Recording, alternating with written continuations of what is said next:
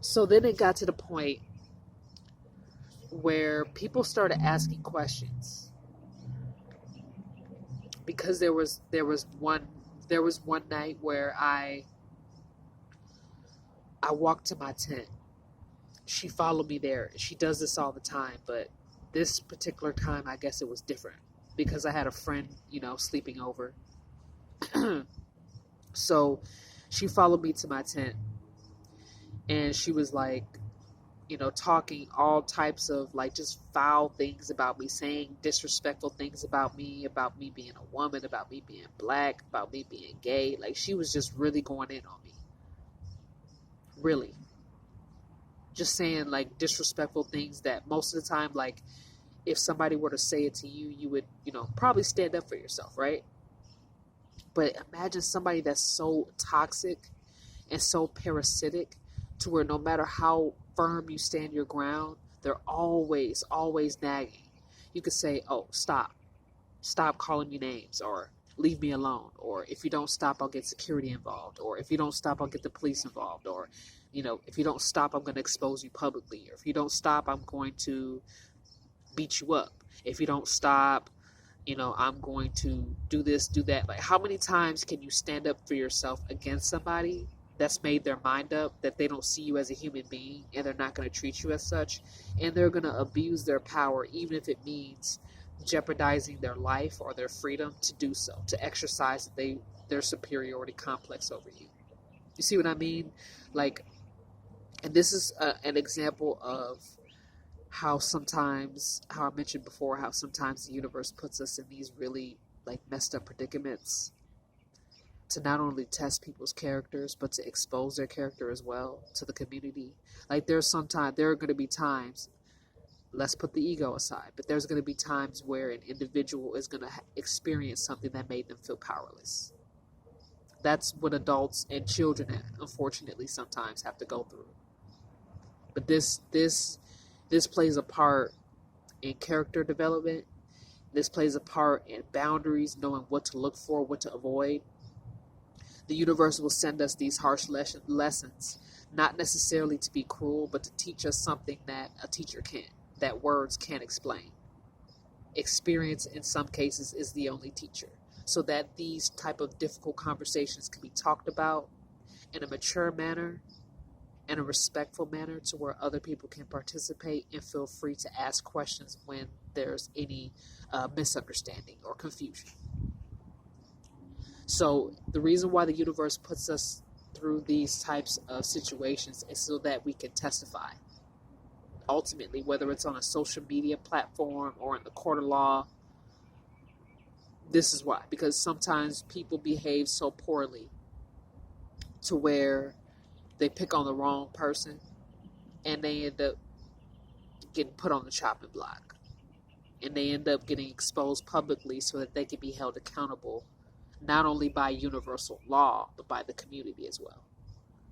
So this is why situations like this happen, and people often wonder when they see somebody going through something, why don't you just get up and walk away? Well, how do you know that that person hasn't already tried? How do you know that this person is not being held hostage? How do you know that this person is not being false imprisoned and human trafficked?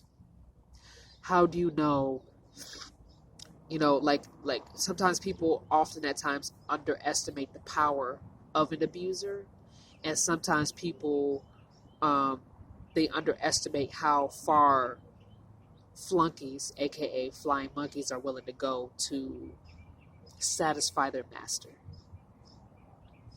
You'd be surprised. I can't talk about this all in one video because this video is not about that. This video is about Jen.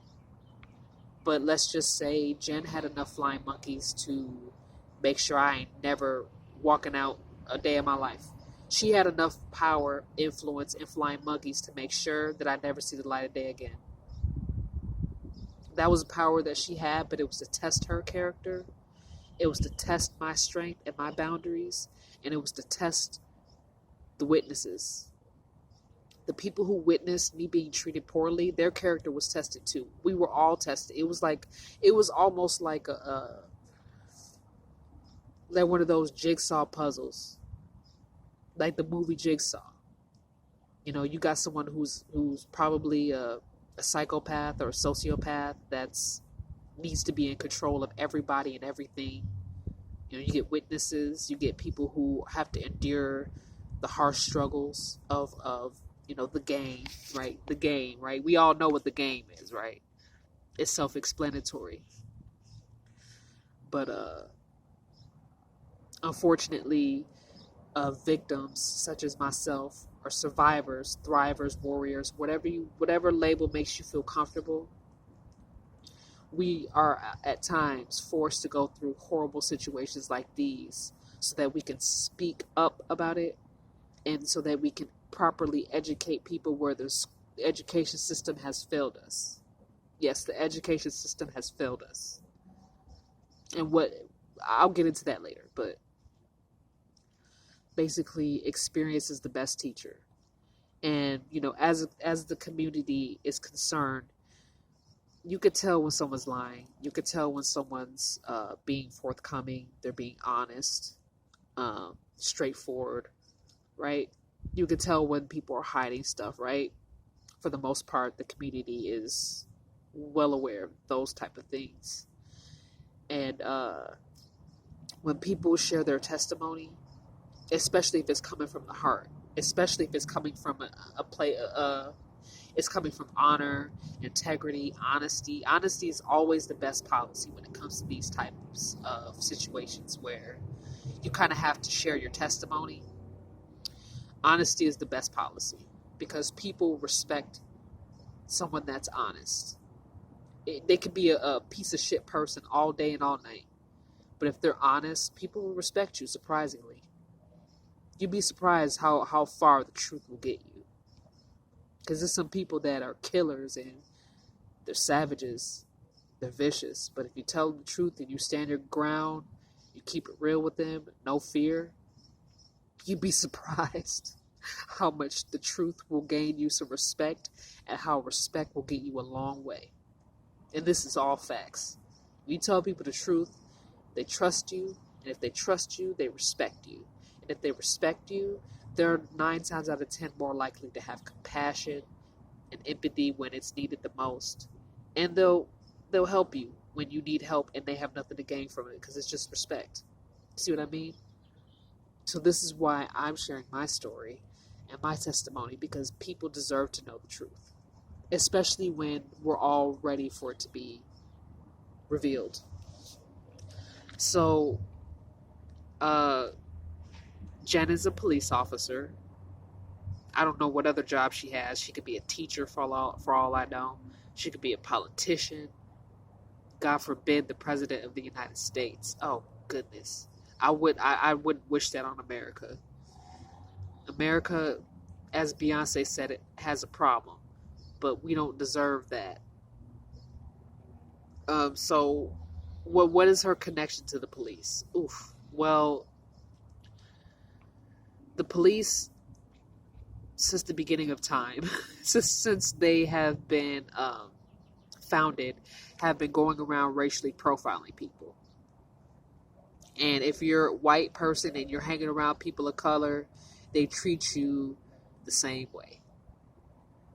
Unfortunately, this sucks, but some white people understand what I'm talking about. Where where you get racists who back you up against the wall or a corner, and they try to make you make a choice, choosing between white privilege and doing the right thing by your moral integrity. A lot of times when you are dealing with someone that is the same race, the same skin color as you, but they are prejudiced and you're not, and they're trying to disrespect somebody of color, may not even be somebody that you know personally. So it really wouldn't help you or affect you much if you stood up for them or ignored the situation, right? But some of them will try to get you to tag along and go along with it and, choose between, white privilege and